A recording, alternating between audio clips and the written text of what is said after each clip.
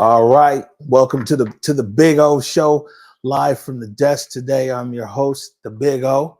Tapping in. It's been a minute since we went live back here, and it feels good actually to be at the desk. And to be honest with you, Eric Baser and Curtis, they kind of relegated me here. They the big dogs using the big studio, but I'm comfortable here anyway. But anyways, wanted to tap in with everybody. I think that you see like this live, we're talking about the interview with Mayor Harrell, and so we're going to get to that. Then also talking about Antonio Mays Jr. trial. A lot of you guys saw the civil trial. A lot of you guys saw us talking about that, or me talking about it specifically the last week. Last week for sure, I was in court, testified there, and then we're also going to talk about the up at Garfield High School. The students came together in the memory of Amarr Murphy-Paine, and they did a sock drive. It was really dope. So we'll hit on that. But first things first, we saw this here. I want to make sure everybody is aware. This came out from Seattle City Light. They're talking about tomorrow. Tomorrow's forecast calls for wind gusts up to 50 miles an hour across our service area. Please be safe and prepared. Keep devices charged and have extra blankets, non-perishable food items, water, and flashlights at the ready. And you can go to follow the outage map at seattle.gov/power outage. So safe to say here, if Seattle City Light is putting out a warning like this, then it's going to be real funky. So guys you should definitely go to the website, seattle.gov/power outage, to see where you at in the map. You good, Eric? You up? Boy, you Capio. Capio loses power all the time, though. Man, it's beautiful because guess what? Then the park becomes a little playground. Everybody comes to our community. We hang out up there, man.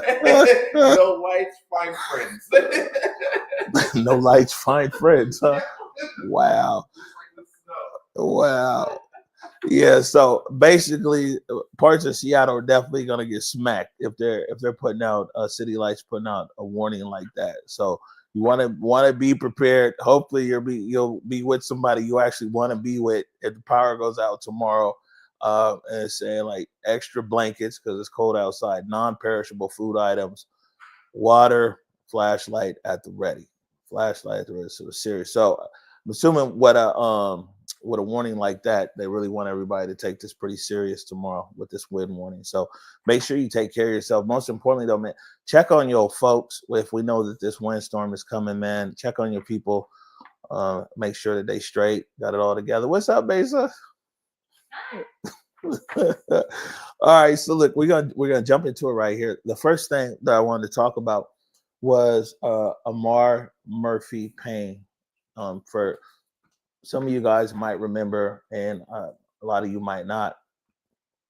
So let me remind you that on June 6, 2024, which was actually also National Gun Violence Awareness Day, that Amarr Murphy-Paine, at 17 years old, he was murdered up there, a student at Garfield. He was murdered at Garfield trying to break up a fight. And for the last month, from November 19th to December 19th, his dad, Amarr Murphy-Paine, and the Amarr's Heart Foundation teamed up with the students there at Garfield High School and also the Garfield Teen Life Center, as well as Garfield Community Center. And they did like a socks and winter wear drive, which was really dope in Amarr's name. And man, the students at Garfield, they really outdid themselves. I know Garfield, it's in the news, all this other stuff, this Jersey and everything else. We'll briefly touch on that. But being there in the school on Friday and talking to the students, you see that, man, it's hard to explain. And not being there, man, these students, and it's not just Garfield, there's schools all across our city, all across America. Unfortunately, man, these young people are dealing with a lot, and they're dealing with a lot of trauma. They're dealing with a lot of grief. They're dealing with like PTSD. And I mean, in some cases from a school shooting, like up at Garfield, in other cases, just the loss of their loved ones. And I mean, it was like you could feel it. It was real heavy, and it turned out to be a great occasion. And we're gonna play some tape on it. But the first thing that I wanted to do is for people who might not really be up on the story about Amarr Murphy-Paine. Earlier this year, in June, we released a segment called "A Year of Pain," and it's basically a year squished into like 6 minutes, unfortunately, because of so many things that was there. But kind of talks about Amarr and his family's journey and following his father. So we're gonna play that first. Then we're gonna talk a little bit about the sock drive up at Garfield and play something short from there.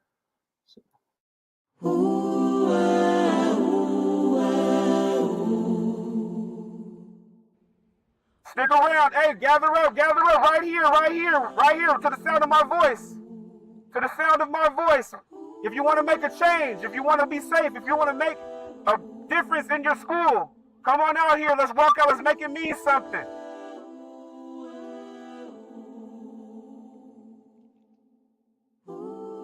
What's going on here today is the kids came to us to ask us how could they commemorate the loss of Amarr and their other students lost this year to gun violence.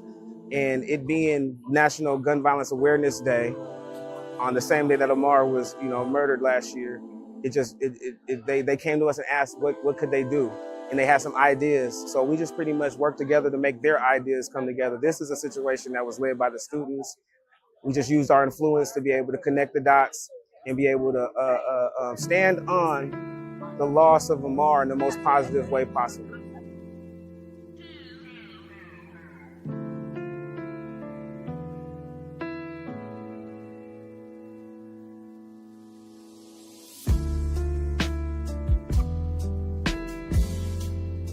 Amarr, Salvador, Solomon, come on over here, stick around, make a difference. What you guys are experiencing is not normal. What you guys are experiencing is not normal. Do not walk away from an opportunity to make change. That's what this was about. It's about giving the kids an opportunity to have a space to listen and love, for the community, to show that the community does care. There is people who care. There is people that can help make the right decisions for their future, instead of all the people that makes the decisions that has affected their future negatively up until this point. Today is June 6th, National Gun Violence Awareness Day. A year to the day that Amarr Murphy-Paine was murdered right there in front of your school. My heart is on God. My heart is set forth on my faith, because that's the only thing that I could get through this situation. That's the only way that I can lead this family in a way that represents Amarr in the most positive way possible.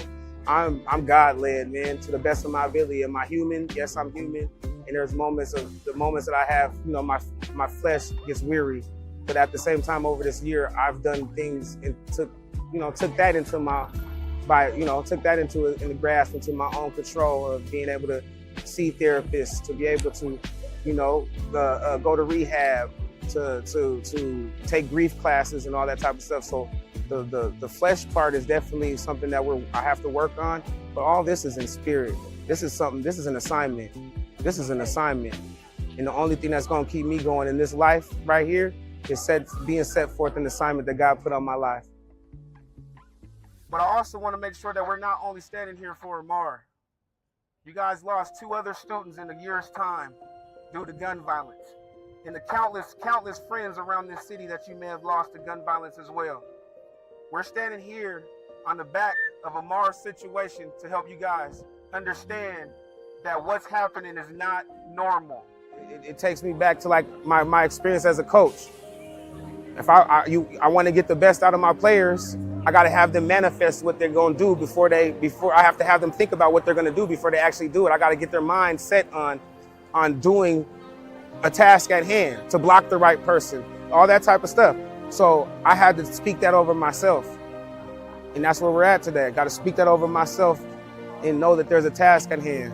I have a task. I'm on assignment. Talk it up loud!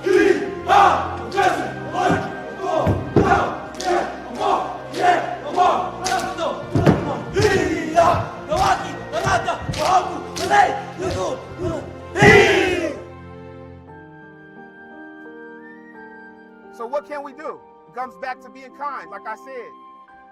Kind interaction negates destruction. There has to be a spirit of kindness that takes over that building. There has to be a spirit of caring that takes over that building. You guys make up that building. Any dogs in the house? 2 dogs! Any dogs in the house? 2 dogs! And what the hell are we? And what the hell are we? And don't let your scars define you. Let them remind you that you survived through something meant to haunt you. Your flaws too. They make you perfectly imperfect. And once you fully embrace and accept what God has already given you, you'll finally see that it's worth it.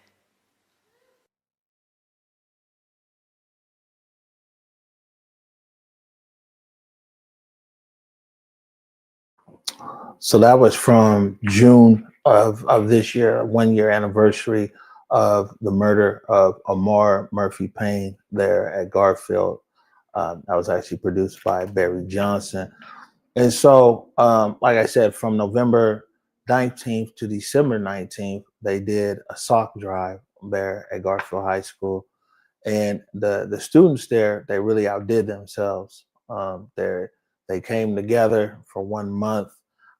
They promoted the drive. They put boxes all over the place. They got heavy on social media. And we were there last, I guess this was Friday, which was the last day before winter break. Amar's birthday is actually on December 30th, and they're gonna do a distribution of the socks and the winter wears that were collected there. But we were there, and I put something short together. Today, man, is Amar's celebration and honoring of his birthday. His 19th would be his 19th birthday.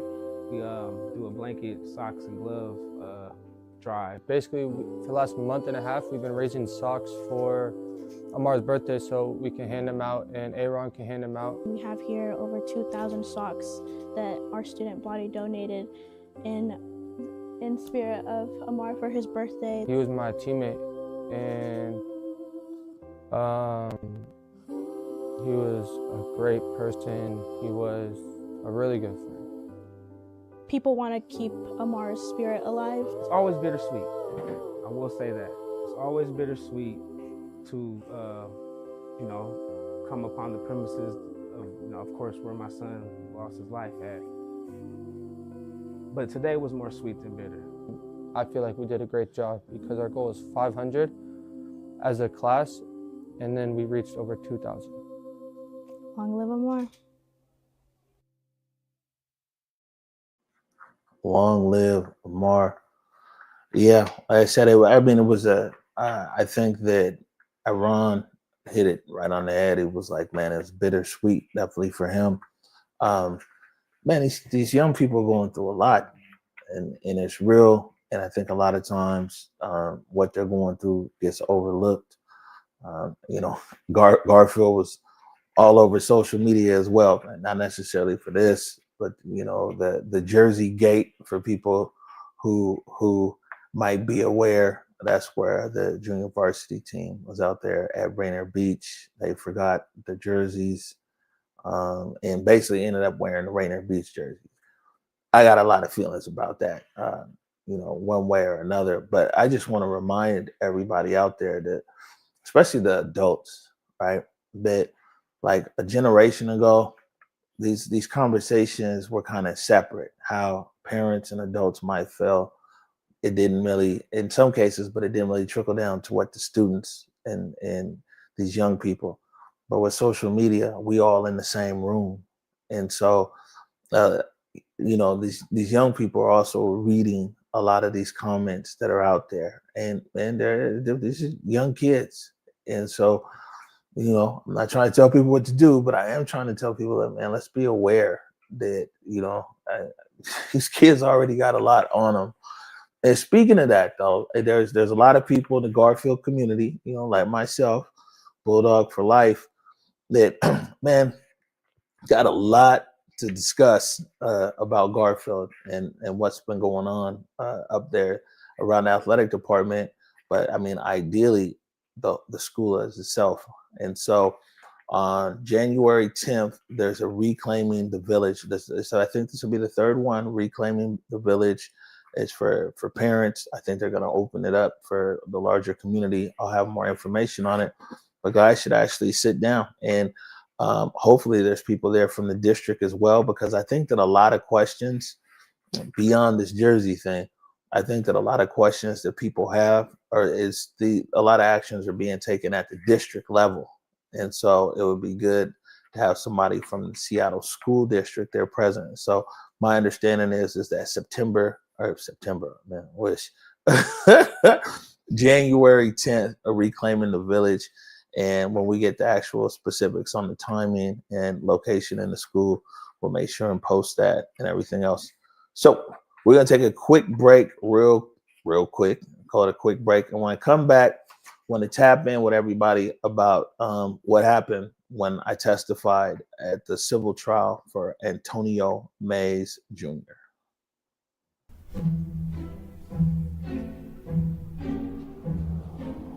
Pacific Northwest Ballet is thrilled to be back on stage with your favorite holiday tradition, the Nutcracker.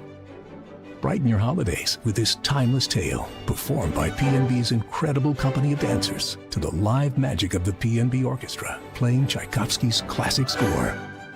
Treat your loved ones to the Nutcracker at Seattle Center's McCaw Hall. For tickets, visit pnb.org.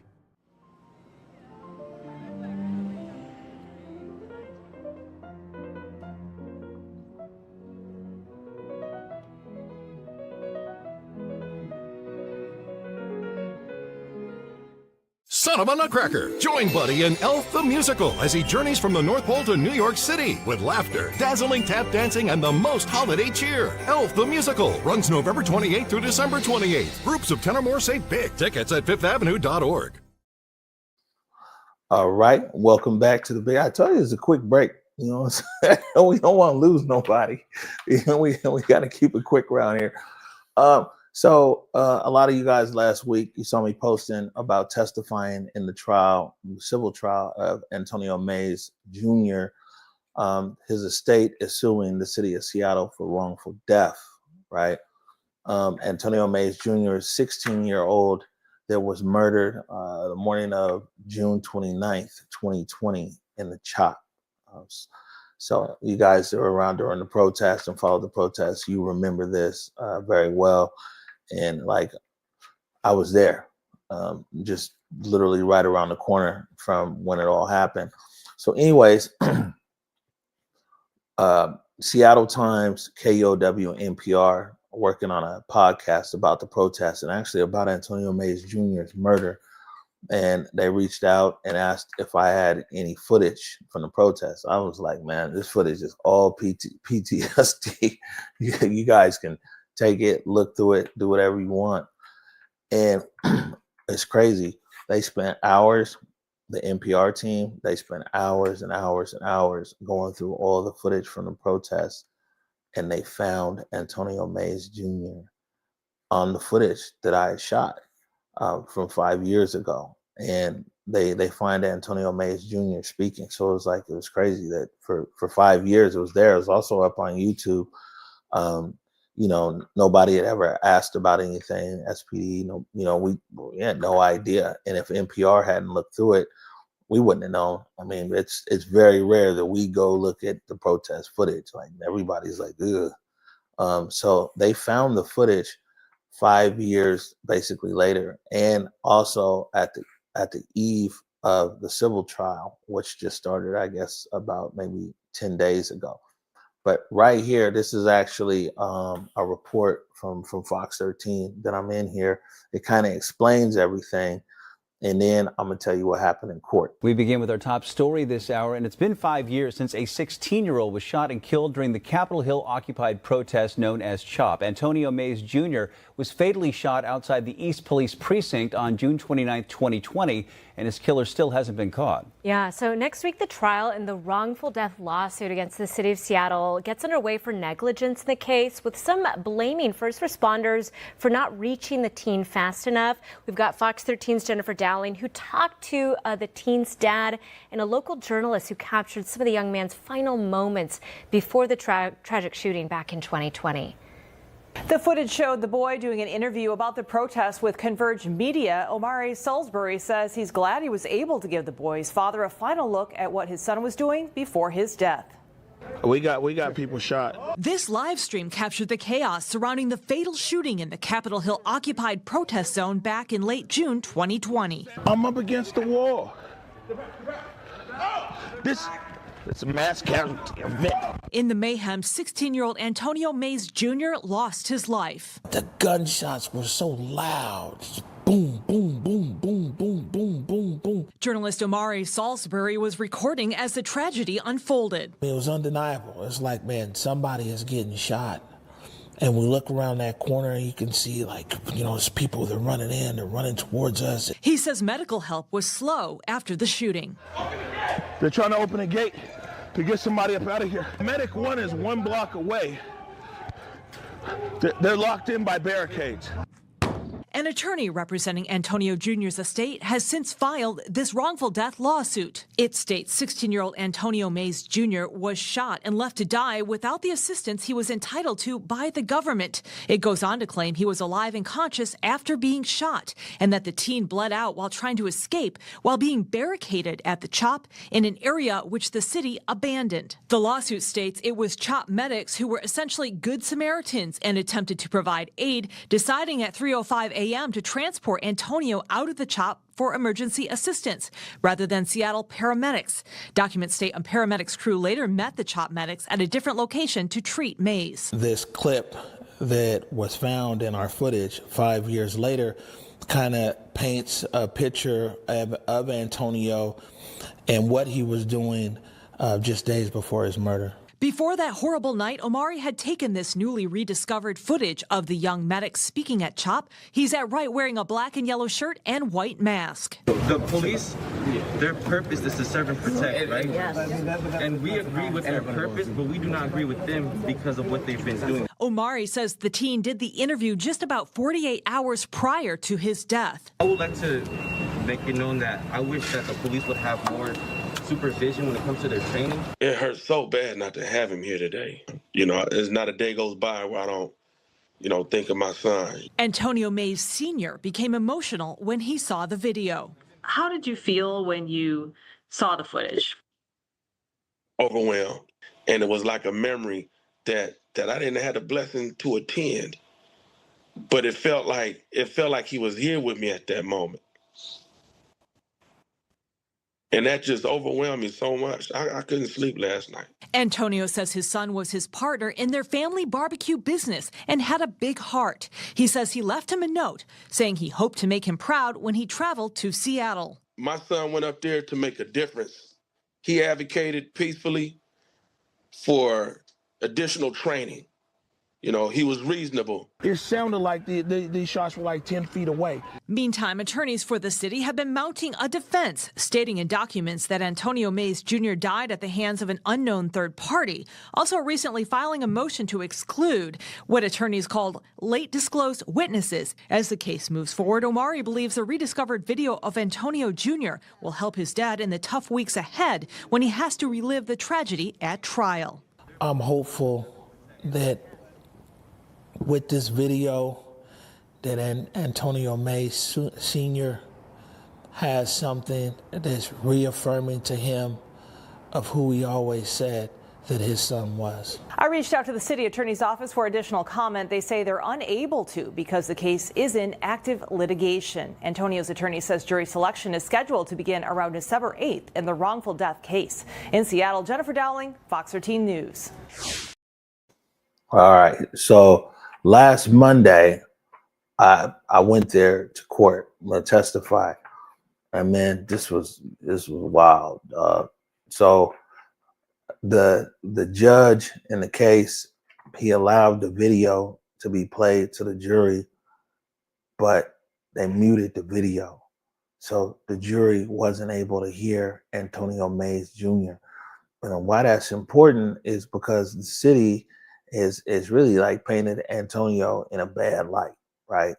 And they weren't able to hear Antonio in his own words saying, he was just right there being like, hey man, we just want better training for police, polite kid. He's asking to speak. And also they were having a discussion, that video, they were having a discussion with representatives from the city. So this was like a discussion that they were having there. And then I basically stumbled upon it and was shooting them there, capturing that footage right there. So man, I go to court and all I can do, they got me boxed in, right? Like literally. And the city attorney was just sitting there objecting on almost everything that Mays's attorney was asking, because I could describe what was happening, but I couldn't say what people were saying. I couldn't say what Antonio was saying. And even with that, because like you saw maybe there in the video, the other two guys that were there, although they had masks, their masks were down, and Antonio's mask was on the whole time. So the jury couldn't even tell that Antonio was speaking because there was like no audio. I mean, it was a trip. I think for me, like the main part is like, yeah, they've got a suit against the city, but like Antonio's dad is trying to clear his son's name. And there's been so much additional evidence that's come out that's been contrary to the narrative that had been put out there by the city and by other people about Antonio. I mean, a lot of this is evidence that came from the city. The city provided videotape that showed that like they weren't shooting at people out this Jeep, that people were actually shooting at them that night. And he didn't really fit the description of someone who said that they got robbed. And then they said that like the person who said they got robbed that night said that the person who robbed them had an accent. And somebody, I mean, there's so many things that just don't add up. But going to court, I mean, I'll be honest with you, because when they found the tape, a lot of you guys saw my reaction on social media that I'm just like, yo, man, they'll actually hear, the jury will hear this young man's voice. They'll hear him. They'll hear what he says. And yeah, man, the judge, wasn't playing it. And so it was, man, that day in court was wild, to say the least. And like I said, the city attorney, like almost everything that May's lawyer was saying, just about everything. So objection, objection, objection, objection. So, man, that's like the update on that. We'll see what happens. But it was definitely a difficult day in court. Anyways, we're gonna shift gears here, and man, we're gonna get to this interview yesterday with Mayor Harrell. He's still mayor for 8 more days. And I'm just gonna go through. We chopped it up some, and to kind of breeze through it as we go into the holidays here. But we're gonna break down the interview with Mayor Harrell. We'll be right back. Like a warm cup of tea, coffee, or your favorite bowl of soup, Washington Health Plan Finder is here for you. Whether you're exploring your options or need help finding a health insurance plan that meets your needs, you can count on us. Visit wahealthplanfinder.org today. Open enrollment begins November 1st and ends January 15th, 2026. Son of a Nutcracker! Join Buddy in Elf the Musical as he journeys from the North Pole to New York City with laughter, dazzling tap dancing, and the most holiday cheer. Elf the Musical runs November 28th through December 28th. Groups of 10 or more save big. Tickets at fifthavenue.org.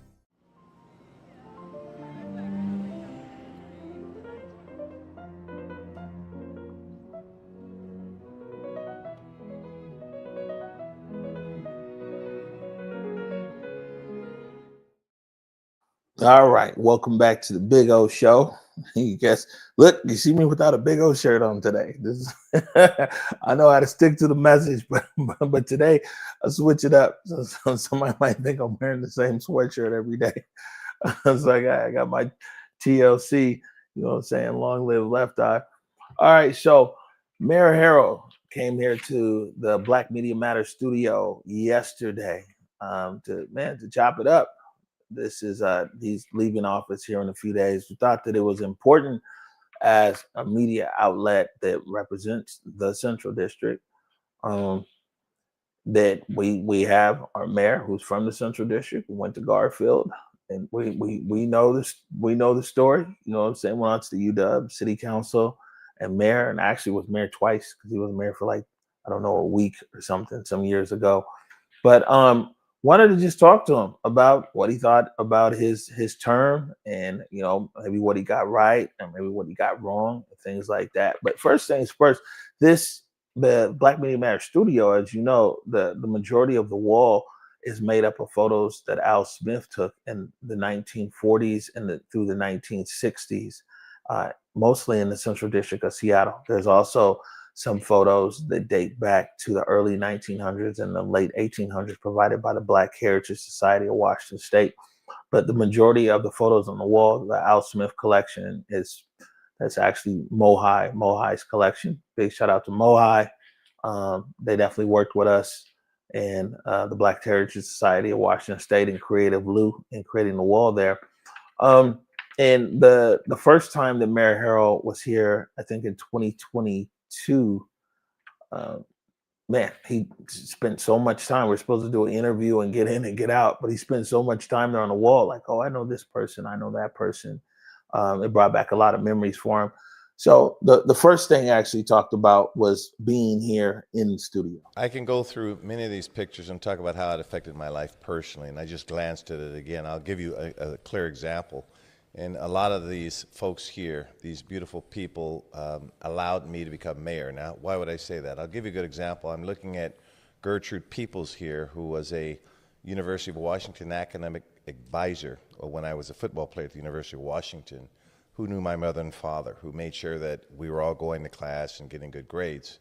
And then she had a sister named Verlaine Keith Miller, who's no longer with us. Miss Peoples is still with us, and we, Warren Moon and I and several athletes celebrated a birthday with her about 2 years ago. Her sister, Verlaine Keith Miller, was an attorney who, we lost her.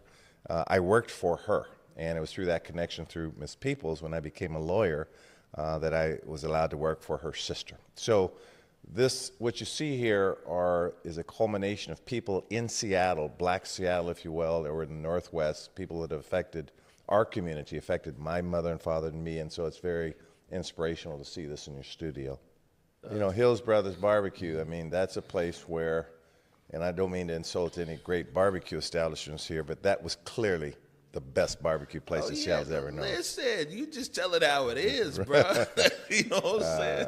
I don't know why they got the nickname the Dirty Brothers. That was, I don't think I could, but it was just something we would say back in the day. But their barbecue was a special smoke flavor. We all know that this is beautiful to keep that. Again, the Royal Esquire Club, a place that we have consciously tried to make sure that you have that kind of vibrancy in the community, the Esquire Clubs, giving scholarships back to the community. In fact, our administration took some, we think, baseless criticisms on trying to help that club, among many, many establishments, stay relevant, have an investment strategy. And again, in the District 2, where I was a district council member, this is one of the many establishments that we just have to keep investing in to make sure that they keep this community vibrant and alive. So it's a great work that I'm very proud that we've done, and I think it should continue. All right. So, you know, everybody loves the wall, though, by the way. But the mayor definitely knows or knew a lot of people that are on the wall. So conversation, though, quickly shifted to, you know, when Mayor Harrell came in, he came in with the One Seattle agenda. And you know, they went big with it. Just about everything was one Seattle. I think they even just had the One Seattle Christmas Fest, Christmas concert. So I asked him, how did he feel that his One Seattle agenda fared during his administration? The concept of One Seattle is not necessarily everyone's holding hands and there's this line of unity amongst all groups, different demographics, whether they're old, young, black, white, yellow, brown, whatever, however you want to describe unique demographics. One Seattle is a concept by which we could have political disagreements, we could have political discourse, but by and large, the main things we're trying to accomplish, whether it's education, or public safety, or childcare, that we are one enough to move forward, and we recognize we could put our disagreements to the side to move forward. And yes, we were able to accomplish significant things when you look at the housing levy that we passed at $970 million, when you look at the transportation levy where you have competing factions, whether it's industrial zone, industrial activists versus environmental activists, we're able to accomplish a $1.55 billion transportation levy. When you're looking at the educational levy, when people say, I don't want to pay more taxes, blah, blah, blah, blah, blah. You know, my taxes are already too high, but we were able to pass a $1.3 billion education levy. That is one Seattle. That is coming together in unprecedented numbers. These are numbers that had never been done before. Now, we still have incredible disagreements in the city. And my election or re-election was a good part of that, that the data would suggest that, you know, by objective data, my administration is very strong and very effective, whether it's crime rates or investments in housing, rebuilding a care department, a unarmed response to public safety issues. All of that work was very, very strong. Yet and still, people, and particularly young people, are seeing incredible contradictions in society. They see incredible wealth, you know, people worth $100, $200 billion. Trump is a prime example of a person that has a power and is very abusive, and people are saying, man, it's rigged, that the people in power don't care about the people that are not in power. Now, that's not just today. You and I have lived with that pretty much all of our lives, but now it's so visible, it's almost tangible, if you will. So, yes, to answer your question directly, we were able to come together to accomplish great things. The waterfront just a few blocks here is a great example, but that's not to say there's not political disagreements and discourse as there should be. The struggle continues, and like we say, the struggle is real. So that will continue, and we'll continue to plow through it. All right.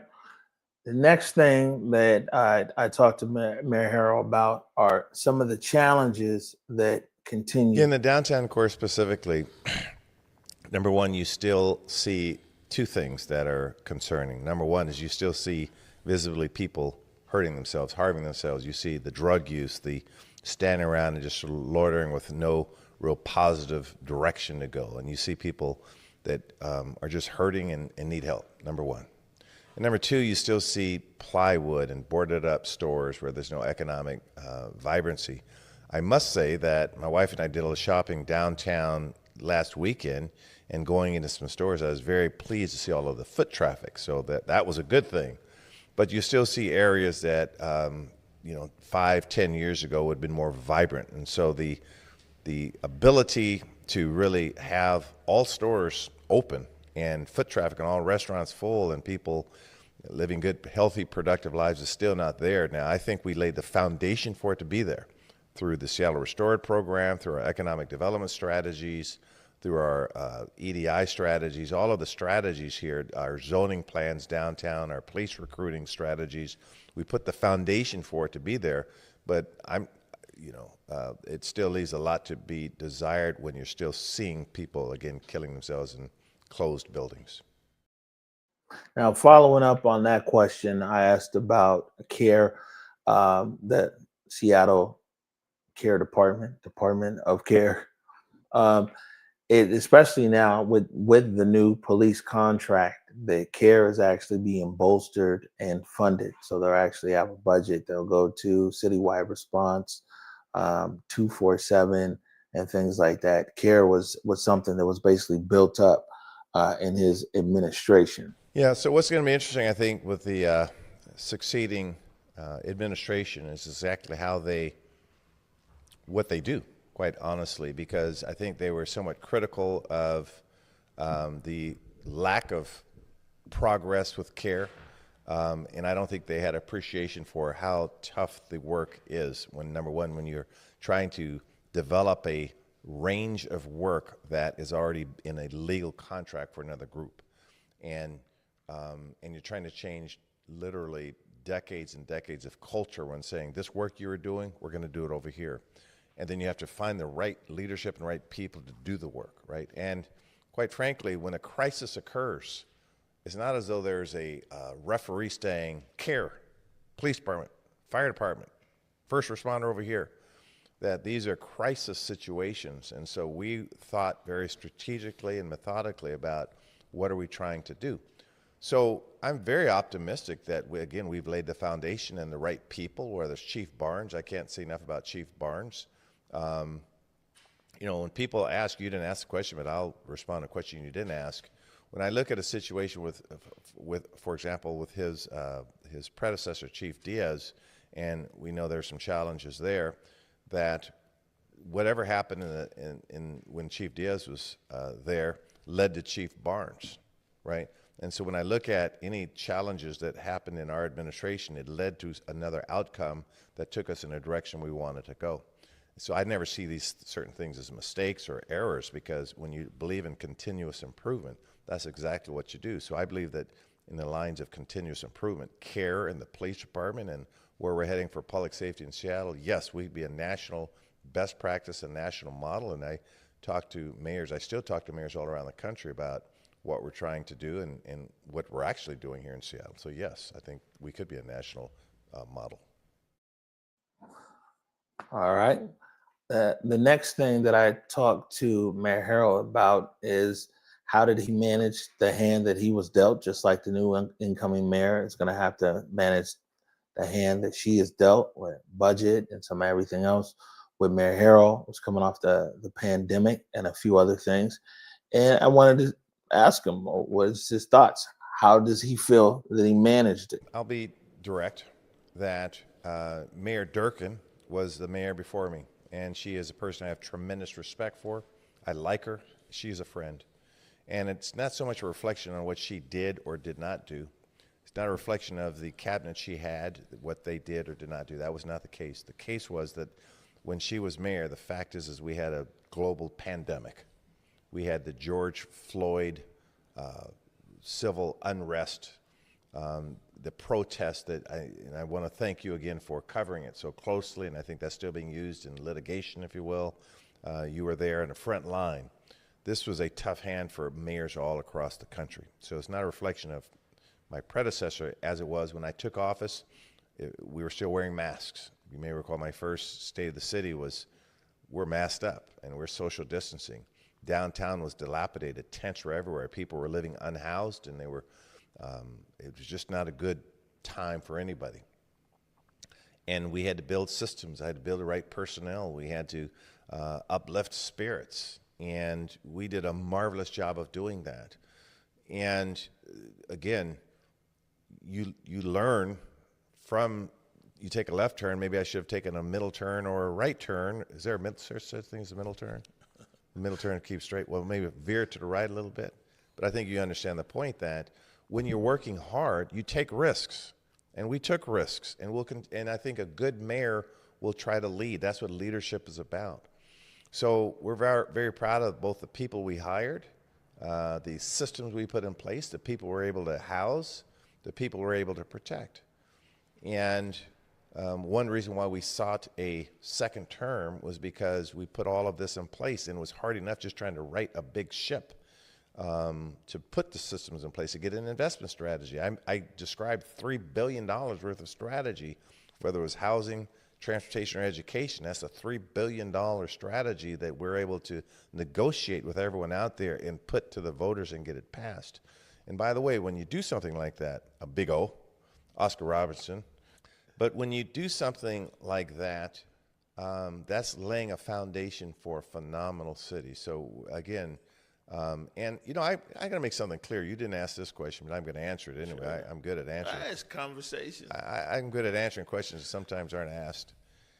I'm not going anywhere, right? I mean, this you see in back of me, these are people that helped build my career. And I spent 16 years in office trying to give back to the city. And I'm held accountable to a lot of people. And one thing the new administration will be held to is they will be held accountable. They must be held accountable. I was held accountable, Mayor Durkin was held accountable, and the list goes back. And so, and I'm one of the people now that can hold them accountable because I've been in this position. And when you hold someone accountable, it doesn't mean that you're sitting back just judging. It means that you're helping. And I tell people that when they're very critical, I would say, look, if you give feedback, be prepared to volunteer for something. And so part of the work that I will continue to do will be to help communities find their voice, help businesses succeed. I believe in a meritocracy. If you want to put some work, let's work together and do some things, right? So when I look at what was accomplished in our first during our term, I will say that we should be very, very proud. I had a lot of great people doing a lot of great work. It wasn't just me. I mean, there's a lot of the people around me that really succeeded. All right, you hear Mayor Harrell right there. It's kind of what a lot of people are saying. It's the Seattle guy, through and through, that he's not going anywhere and plans to stay civically engaged. What that looks like, I think, is to be determined at the moment, but he's standing on that, as you say, standing on business. I asked him, what do you learn? What did this election, the outcome here, teach him and his administration? What did I learn because of the outcome? I believe that when you do things, when you work hard, it's always important to tell everyone what you're doing and why you're doing it. And number one, because there's so many things that people say, you need to let everyone know you're doing this. And I say, I'd just rather get it done. Now, that's how I was raised. That's the first thing. And the second thing is when people are very, very critical of whether it's my administration or actions taken or even me personally, to not let it fester, to address it head on.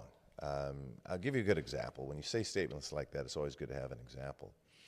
When people on I'll say the far religious right wanted to have a prayer service and they wanted to, and there could have been an anti-LGBT component that people believed or an anti-trans gender component people believe, but I don't know. When people of the religious right were trying to have their time to gather, and people on I'll say the political left were saying, hey, wait a minute, that's not even free speech, that's hate speech, and groups are coming together.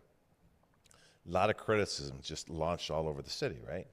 And my goal was to make sure everyone's safe, regardless as to their political ideology, or I have to protect First Amendment speech. And from that, there was just a lot of criticism on our administration because we're just trying to protect people and let them have their political discourse. As the criticisms continued, we just let them have. My question to my team was anyone damaged? Was anyone hurt? Were arrests lawful? Were people able to exercise their freedom of speech? And if the questions were yes, and things were done well, then I said, okay, we met our charter responsibility. But the criticisms festered on. And what I could have done is, again, meet with everybody to say, look, you understand my personal philosophy on any of these topics, who I am, and you could like it or love it or hate it. It doesn't make any difference. I know my North Star. But let's have that conversation. And what I've learned is you can't sometimes just let the negativity fester on. And trust me when I say this, that there are some people that just live for the criticism. They wake up. Who can I fight today? Who can I criticize today? And I have zero appetite for dealing with people like that in my personal life. Zero. Because usually these people are very miserable and they're really not building something positive that I'm trying to build. But I realize that sometimes even that person deserves a cup of coffee, perhaps, deserves to be understood.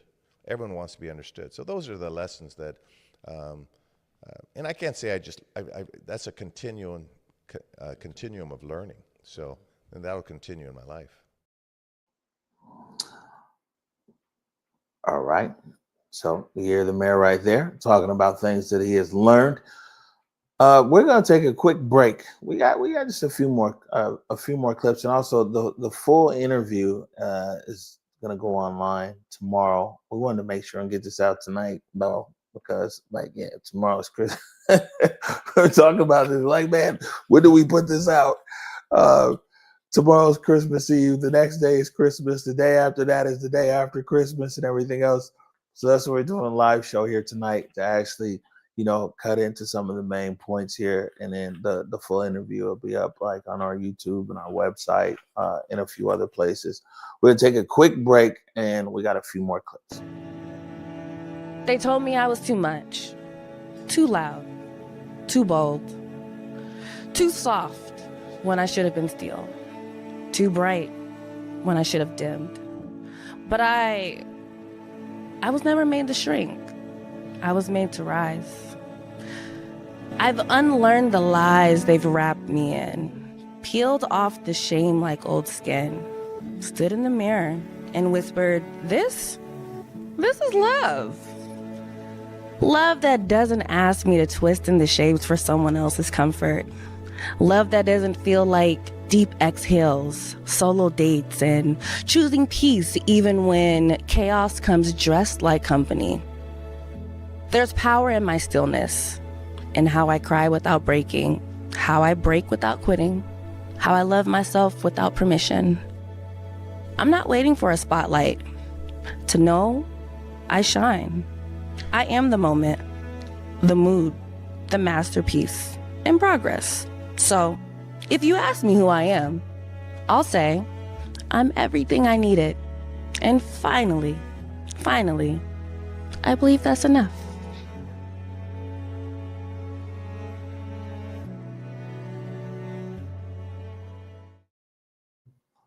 All right, that's Back to Basic. If you guys aren't hip, so with Converge, we produce the show Back to Basic. Where's Bass at? Say hi, Bass.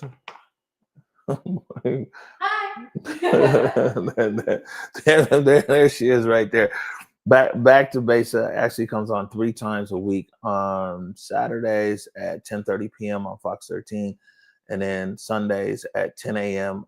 and 8 p.m. on Fox 13 Plus. Come a long way, Besa. You know what I'm saying? But listen, I'm doing my show from the desk because I can't get in the big boy studio, and you on Fox, you on Fox 3 times a week, man. And also a big shout. Let me give you your flowers so where you hear me, man. Is that going into this is the 3rd season and close to 100, probably 25 episodes right now. Over 700 stories told from across the Pacific Northwest. It's not just here, Seattle metro area, but Portland, Spokane, Boise, Anchorage, even down into California. It's an amazing show. We like to say the uplift is real. So if you haven't checked out Back to Basic, make sure and check it out. You can follow Basic across all social media at Basic Gordon. All right. So next question is about the mayor's cabinet. And quite a few of the cabinet members I've just known from around the city for a long time, but like also the makeup of the cabinet. I'll be honest, man, there's a lot of black folks in the cabinet. There's something we ain't seen before. Was that many black people of color in the cabinet, and I wanted to get his thoughts on his cabinet selection. What's the saying that we grew up all skin folk or what? All skin folk and kin folk. Okay, so a lot of people don't know that expression. Yeah, and it's very important for people to understand their community, whatever community they call their community, and to have a North Star. And as you've said, someone that is of mixed heritage, I've always said that when I look at a person, I just have to go right to who they are and what they believe in. Are they a kind person? Do they work hard? Do they try to be intelligent by reading as much as they can? Do they take their craft seriously? Are they good listeners? Are they excuse makers? Or do they drain all the energy out of a room? I try to look at the human being and their experiences. And when you look at experiences like the Middle Passage, when you're talking about 12, 13 million African Americans coming here in chains, you have to realize the remnants of that experience to people today. And so these kinds of experiences really matter when I make hiring decisions, and that'll continue. I've hired people outside of just being mayor, and so I look for that kind of quality in people that I hire. All right. seemed like the volume was okay. She got the sound check back there. You know, we doing quality control over here, man. It seemed like the volume dipped. Yeah, and it's interesting as Mayor Wilson was appointment. So something interesting, actually, when I talked to Mayor-elect Wilson, is that the structure over there is going to be a little bit different. I mean, there's still department heads, things like that, cabinet department heads, and actually we saw that Mayor-elect Wilson is to reappoint Dwayne Chappelle over at DEAL, this Department of Education and Early Learning. Remember his DEAL? Chappelle, let me tell you something, man. Chappelle, this is 3 administrations or maybe more that Director Chappelle's been over there at DEAL. So that'll tell you something. HSD is remaining. There will be a new director over at SDOT. And actually, I think it's Angela Brady from the Office of the Waterfront, Civic Projects, and Sound Transit is going to become the SDOT director, replacing Adium Emery. Adium's got an interesting story. He started off as an intern over there. So, and as the rest of the appointments and everything roll out, we'll definitely be keeping an eye on that, and wishing the best of luck to the outgoing directors. Now, the next thing that I talked to him about was something that is really personal to me and us here at Converge, and really surrounding like murder and gun violence in our community. Here in the studio, we talk about all the time, Elijah Lewis. He wrote his name, Elijah L. Lewis, right there. Every time we walk into the studio, there's quite a few people on this wall who no longer are with us. And unfortunately, gun violence is something that still plagues us and plagues our communities. And I talked to Mayor Harrell about having, watch yourself. I made it. Don't ruin the live. I talked to Mayor Harrell about having to show up in community for a lot of these young people who have been murdered, and that role, and having to be someone who's comforting community. And I talked to him specifically about Devon Pickett Jr. His son was friends with Devon Pickett Jr. And I actually live now on Devon Pickett Jr. Way. And so I wanted to show you guys here the Devon Pickett sign reveal. And this is actually what we had played for the mayor to view, and then asked him about that role of having to be there for a community in situations, and sometimes that it goes well and sometimes it doesn't. But this is the Devon Pickett Jr. Way sign reveal. My marathon or my journey in a nutshell has been a constant change of different things, and different experiences with different type of people. We got to start to create our own and empower our own. I feel like the ways that they set for us, it won't ever be enough. So we gotta build our own, and a lot of that comes from like self-awareness. I feel like that was a big part for me, just like embracing who I am, the culture I come from, while blazing that trail, running my own marathon of what I want to come to fruition. Today we commemorate more than just a life. We commemorate a legacy of community building, empowerment, and a vision of the future. And with this first step, we will continue honoring a man larger than life. I would be remiss to not say that we're here as the result of something tragic. Gun violence killed my cousin, Devon Pickett Sr. Gun violence killed my cousin, Devon Pickett Jr. This is part of our fabric now. Devon is part of our history. He's part of our story. He will live on in our hearts, and he's going to live on our streets. I don't know if it's really understood how big it is to be a child of your city, to live your life through purpose, to give back. We have 3 children, so every morning I see Devon in their face. I'm so proud. I'm so proud. I just wish my baby was here with us to celebrate. And for me, My journey is to keep my baby's name alive wherever I can do that, and so that's my fight. There'll be people who come through here who never knew who Devon Pickett Jr. was. There are people right here, right now, who never knew who Devon Pickett Sr. was. But we do. And we always have, and we always will. Let him and his example serve as a reminder to us all that what we do in this life echoes into eternity. Devon Pickett Jr., our own hometown hero, our Nipsey Hussle of the Central District, is forever etched in our hearts. I appreciate my grandson and I love him, and long live Devon Pickett Jr. Stop playing! Stop playing! My vision is for like-minded, like people like us to continue to like put that message out that, you know, like we can do it, and then we can essentially build like the new Central District. I try to keep that in mind and just want people to know like you can really be yourself, man. You period with your intentions, and you got a vision and a plan, it'll work out.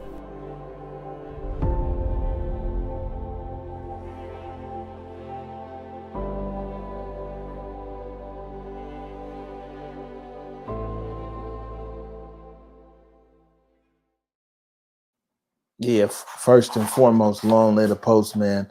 Like I said, I literally live on Devon Pickett Jr. Way, and wow. So, I posed the kind of the question out there to Mayor Harrell, like, what does it look like to show up for community grieving, attending these funerals, and talking to parents, things like that. Thank you for recognizing that I put my heart and soul into this job and into this city. That Devon, when my son called tearfully to tell me that his friend was killed, I was listening to the voice of my son. And I guess some stuff you just can't fake when you grew up on these same streets. I grew up just where that video was, just a few blocks from there. That's my neighborhood. And I tell folks, the fact is everyone wants to win. No one likes to lose. And when I lost my reelection, yeah, I lost. But a lot of people lost a lot more than I did. Mine was just an election. I didn't lose a child. I didn't lose a parent to gun violence like that. So I put that in perspective, number one. Number two, when I lost, we lost. I mean, the fact is the community, I'm not bashful to say that I'm a strong leader. I'm an effective leader. I lead because I outwork everybody. Everyone knows that. I get up early and go to bed late. But my work's not going to stop. When I said that my loss of my reelection meant that a lot of people that would have this personal touch as the mayor, that we lost that. And this is not a slap in the new administration, Wilson administration. The fact is that she didn't come from this. That's just a fact of the matter. And I see all of you, I see her going to these meetings now and on your show and all this other stuff, and that's what a mayor does. But when you come from this, that's not, hey, let me meet you. My name is such and such. I hope to be friends with you. I mean, everyone's walking around. There's a kissing of the ring ceremony that happens when someone becomes mayor. I get it. But this is real. And this is what produced my legacy and produced me being in office. And so I'll watch the new mayor meet folks. But the fact of the matter is that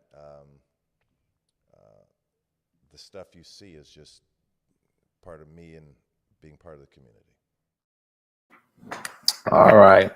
And our last one here, this was kind of like any final thoughts for Mayor Harrell as he departs the office here in just over a week? I am staying active, very active in many endeavors. And so you'll hear from me and we can talk again. But I want to thank all the people that did support me. And trust me when I say that I still love this city immensely. And I'm not going to let some of the good work we've done just get completely undone. So I will hold the new administration accountable. They should be held accountable, as I was held accountable. And I have to admit, I'm so excited about 2026 just from a personal and professional standpoint. So I wake up every day completely energized. I worked out this morning and had a good breakfast, and so I'm ready to hit the streets hard for 2026. So there is a brief rundown there in 9 different clips of my interview with Mayor Harrell. It was a little bit shorter than we hoped, but it still gave a lot of time. To be honest with you, we had a really hard stop though, and it started a little bit late. But we'll put out the full interview tomorrow.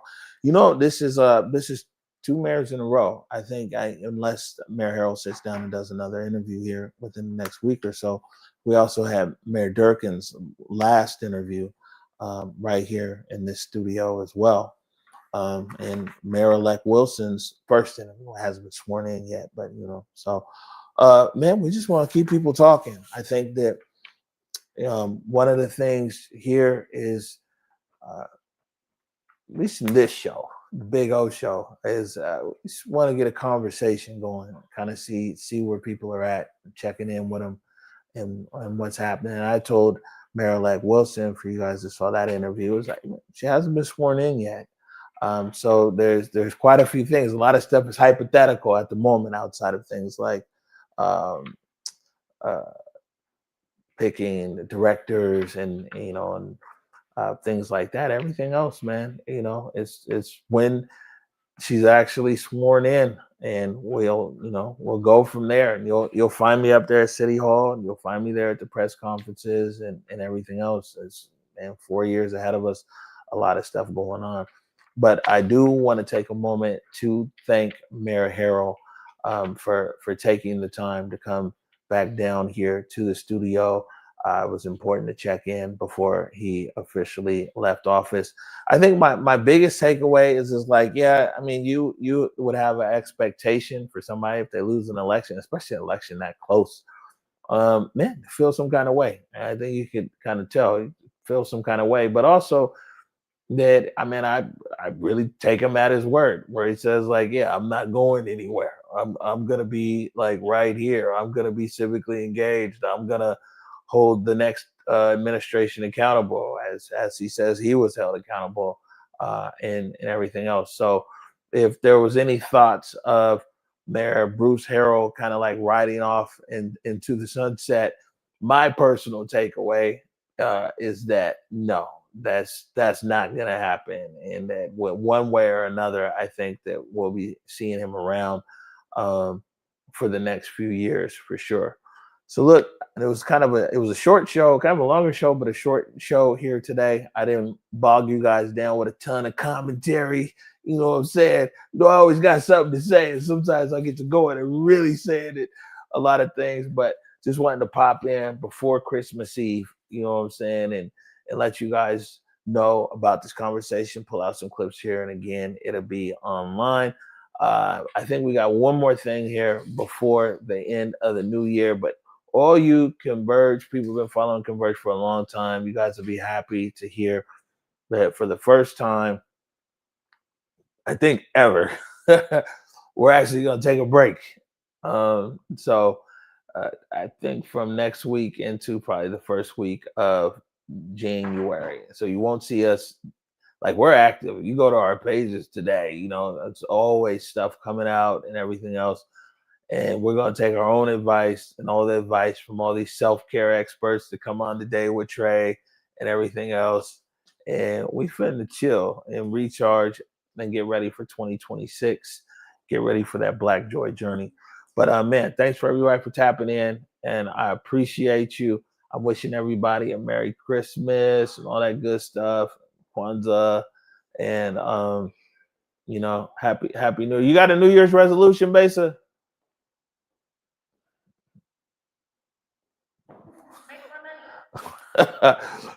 She said thrive in her purpose. All right. On that note, man, we out of here. Have a wonderful, wonderful night.